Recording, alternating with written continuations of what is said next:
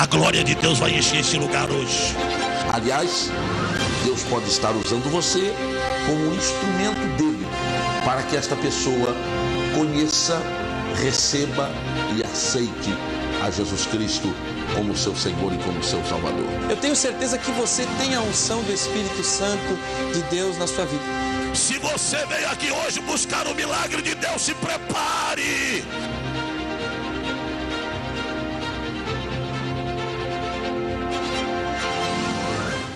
Queridos, vamos abrir a palavra de Deus. Você que trouxe a sua Bíblia, abra agora no Evangelho de Jesus Cristo, segundo escreveu Mateus, capítulo de número 15. Estou feliz em fazer acompanhada a irmã Silmara hoje.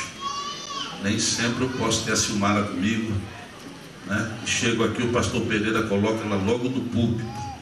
Sei como é que eu vou fazer lá na Vila Guarani agora, viu? É complicado lá, pastor.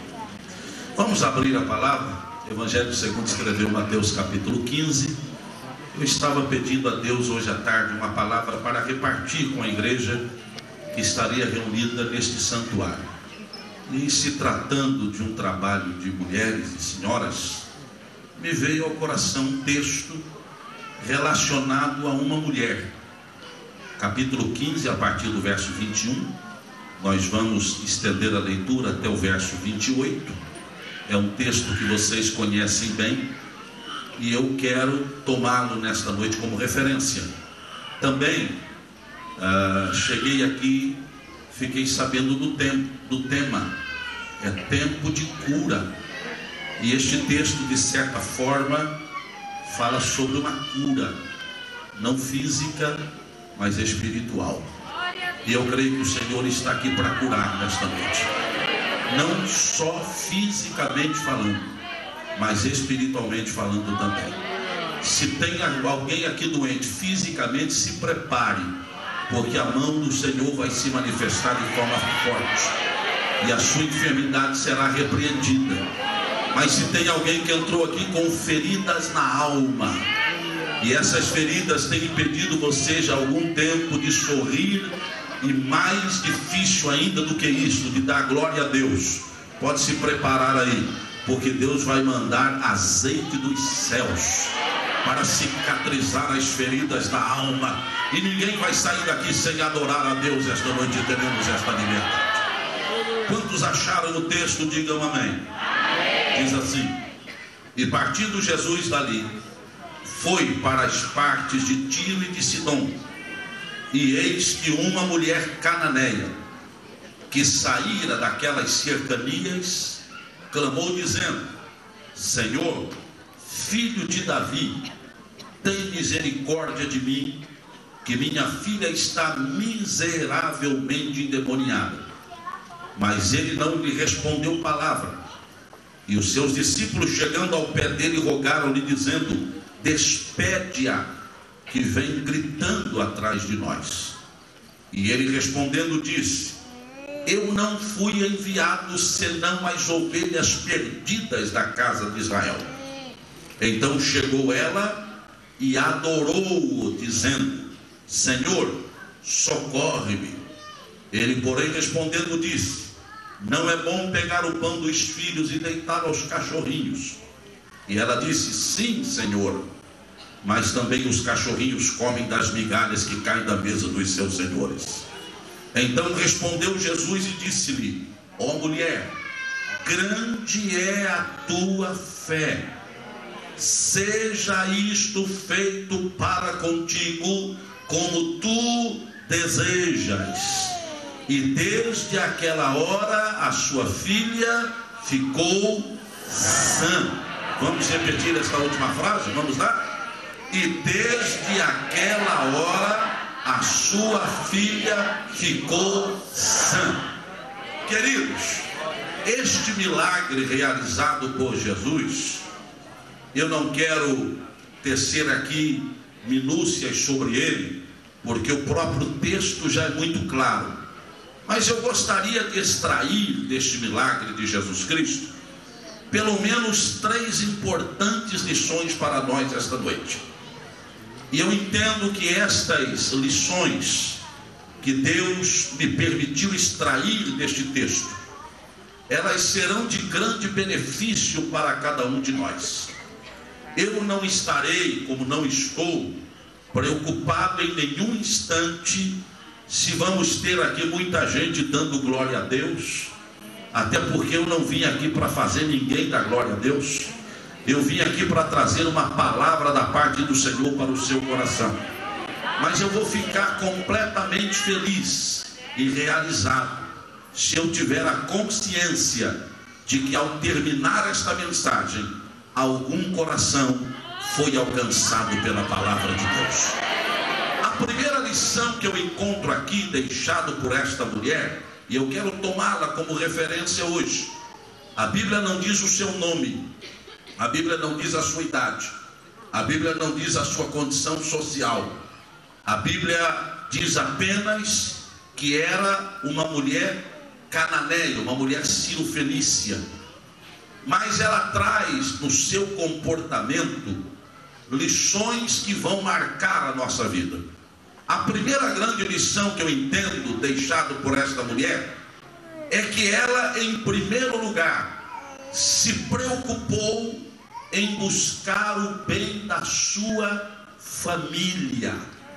Em primeiro lugar, esta mulher procurou buscar o bem da sua família. O escritor aos Provérbios, no capítulo 14 e no verso 1, ele diz assim: toda mulher sábia edifica a sua casa, mas a tola a derruba com as suas próprias mãos. Então eu entendo que quando uma mulher, quando uma mãe de família procura o bem da sua casa e da sua família, ela está dando demonstração de inteligência. Quando aquela mulher procura Jesus, ela expressa a necessidade da libertação da sua filha. E por que isso? Porque ela entendeu que quando a família vai bem, tudo vai bem. Amém? Repita comigo isso. Diga assim, ó: quando a família vai bem, tudo vai bem. E eu não estou criando filosofia aqui não. Eu tenho amparo bíblico para dizer isso. Vocês se lembram quando o Senhor chamou Abraão e fez a Abraão a promessa de que ele seria uma bênção? O Senhor disse: Abraão, sai da tua terra e da tua parentela e vai para uma terra distante que eu te mostrarei. E aí o Senhor começa a conversar com ele, e em dado momento o Senhor diz o seguinte: eu abençoarei os que te abençoarem, e amaldiçoarei os que te amaldiçoarem. Deixa eu parar só um pouquinho aqui. Abençoarei os que te abençoarem, e amaldiçoarei os que te amaldiçoarem. Portanto, guarde isto: quando alguém lança sobre um filho de Deus alguma maldição, ele é que é amaldiçoado duas vezes. Porque além da maldição não cair sobre aquele a quem ele amaldiçoa, ainda volta sobre ele mesmo. Mas quando alguém abençoa, é abençoado duas vezes. Aí o Senhor completa dizendo: olha, amaldiçoarei os que te amaldiçoarem, e abençoarei os que te abençoarem, e em ti serão benditas todas as famílias da terra. Deus estava deixando claro aí o seu desejo em estender a sua bênção para as famílias. Guarde isso, daqui a pouquinho você vai dar glória a Deus. Deus tem promessas de estender a sua bênção para as nossas famílias. Isso é uma mensagem profética para alguém que veio a este culto esta noite. Não é somente você que vai sair daqui abençoado ou abençoada hoje, mas prepare o seu coração. A bênção vai chegar na sua casa também, a bênção vai chegar na sua família também. Aí, queridos, eu entendo que quando eu estou com a minha família debaixo da bênção de Deus, eu tenho a garantia de que haverá prosperidade na minha casa. Mas não foi somente Deus que fala isso a Abraão. Quando nós chegamos no Novo Testamento, o ministério de Jesus Cristo também contempla isso. Os apóstolos também vivem isso. Vocês querem ver? Vocês se lembram quando Paulo e Silas estavam presos em Filipos? O que aconteceu com Paulo e Silas? Por terem pregado o Evangelho de Cristo, sofreram açoites e foram presos, algemados e levados à prisão e colocados lá no cárcere interior, na parte mais fria, mais escura da prisão. Os pés e as mãos foram amarradas a um tronco e estavam ali os dois servos de Deus com o lombo, com as costas todas feridas, toda ferida pelos açoites, mas a sua boca não estava presa e nem tampouco a sua alma, porque o texto diz que perto da meia-noite, ao invés de reclamar, ao invés de questionar, ao invés de gemer, eles abriram a boca e começaram a cantar um hino de louvor a Deus. E aí o que acontece? Deus ouve a oração de Paulo e Silas e manda um terremoto lá na prisão. As portas do cárcere se abrem. E quando as portas do cárcere se abrem, o carcereiro, quando vê as portas do cárcere abertas, o que o carcereiro faz? Ele tira a sua espada e leva ao pescoço para dar cabo da sua própria vida. Como quem queria dizer: se eu permanecer vivo, eu vou ter que responder por todos esses presos que estão aqui. E como é que eu vou dar conta de todos esses presos que deveriam estar aqui, porque na concepção dele os presos haviam fugido? Olha, eu dou cabo na minha vida e resolvo o problema, não tenho que prestar conta de nada. Aí entra a psicologia. A psicologia diz que aquele homem entra em um surto chamado de depressão psicótica por culpa. Ele, sentindo a culpa dos presos que haviam fugido, ele tira da sua espada num momento de depressão e ele vai dar cabo na sua própria vida. Esta é a definição da psicologia, para tentar explicar por que aquele homem, sem procurar saber se os presos estavam lá ou não, procura dar cabo na sua vida. Mas aí entra a teologia, que é muito mais profunda e muito mais poderosa do que a psicologia. Aí entra a palavra de Deus, que vai muito mais penetrante do que qualquer ciência. E aí o texto diz que quando o carcereiro coloca a espada no seu pescoço para tirar a sua vida, uma voz brada do interior do cárcere dizendo: ei, não faças isso, porque todos estamos aqui. E aí o carcereiro que ia tirar a sua própria vida, coloca a espada na bainha e, com a ajuda de uma lanterna, vai lá no interior do cárcere para ver de onde veio aquela voz. E se depara com Paulo e Silas. Aí para um pouquinho. O que é que acontece? Quando ele olha para Paulo e Silas, e com certeza no trajeto que o levou até o cárcere interior, até a parte mais profunda do cárcere, ele passou pelos outros presos todos que estavam lá, viu que ninguém havia fugido, ele olha para os dois servos de Deus, e a pergunta que ele faz é esta: senhores, digam para mim, o que é que eu devo fazer para ser salvo? O que é que você diria se uma pessoa chegasse para você e dissesse: meu amigo, o que é que eu preciso fazer para ser salvo?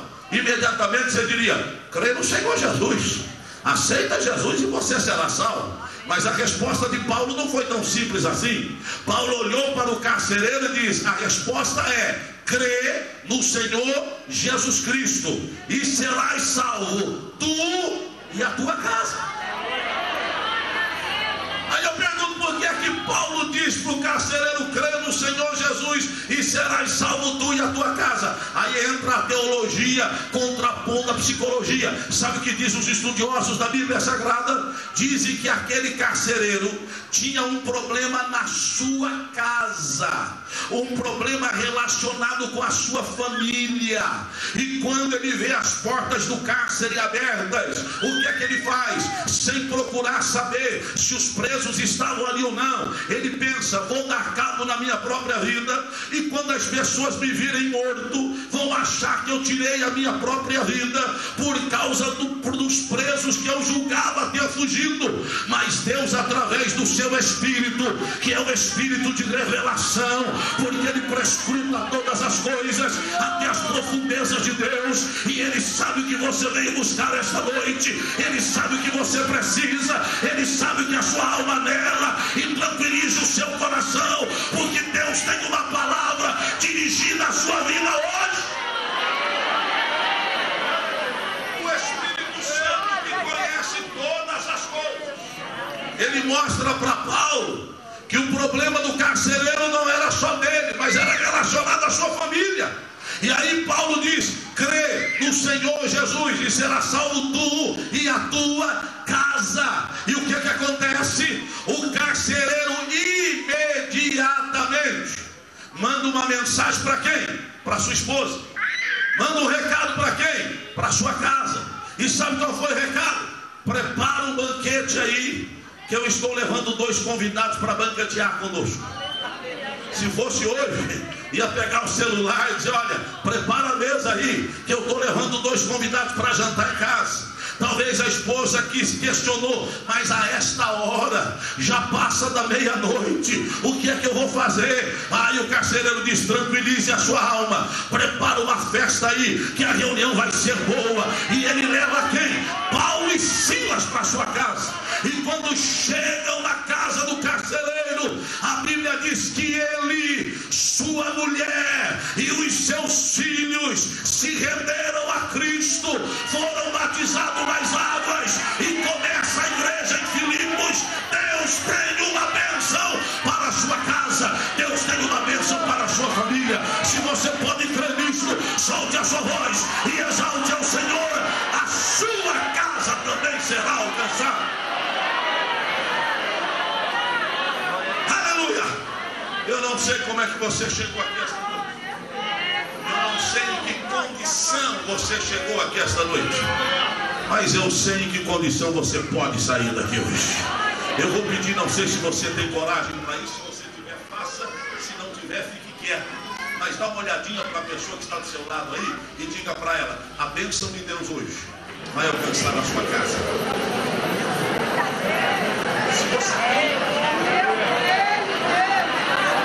Se você está em coragem, diga para a pessoa que está do seu lado: quando você chegar em casa, a situação já será outra.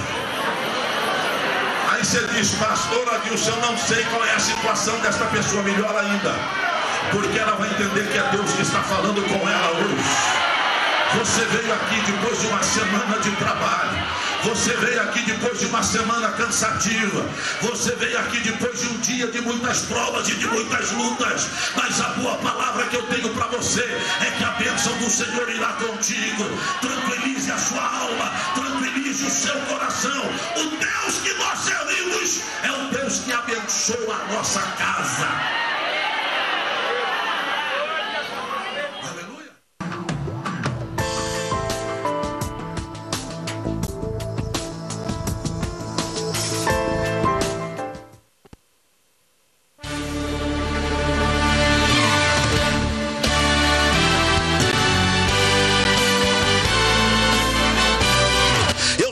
Difícil, mas conte com a minha oração, conte com a minha ajuda, conte com o meu apoio, conte com o meu empenho. Então não desista de sonhar, meu irmão.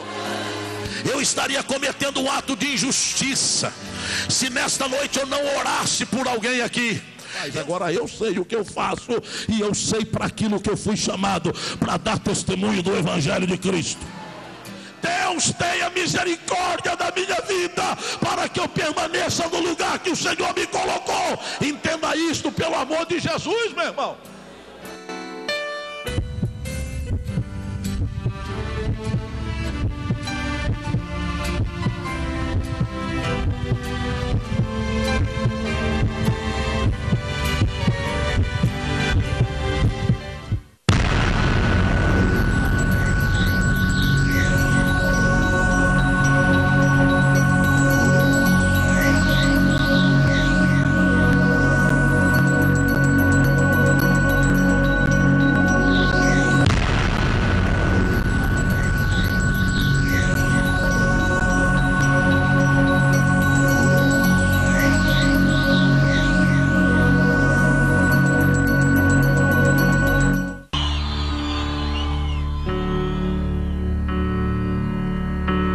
Les aseguro que si tienen fe tan pequeña como un grano de mostaza, podrán decirle a esta montaña: trasládate de aquí para allá, y se trasladará. Para ustedes nada será imposible.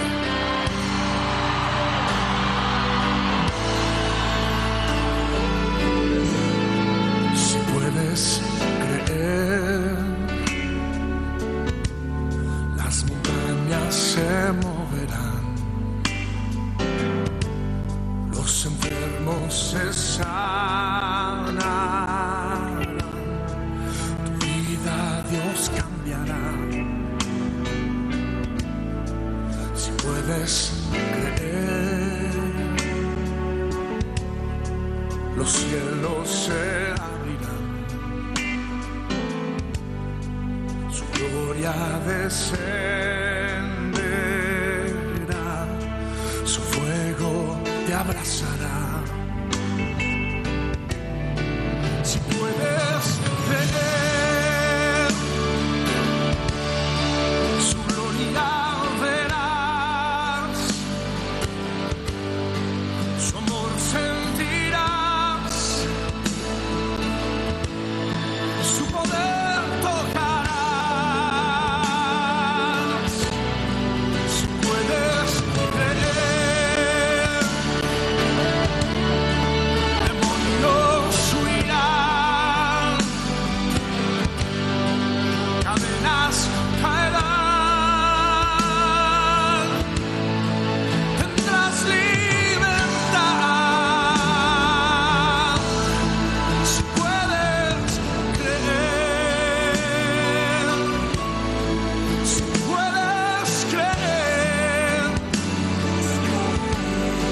si puedes creer,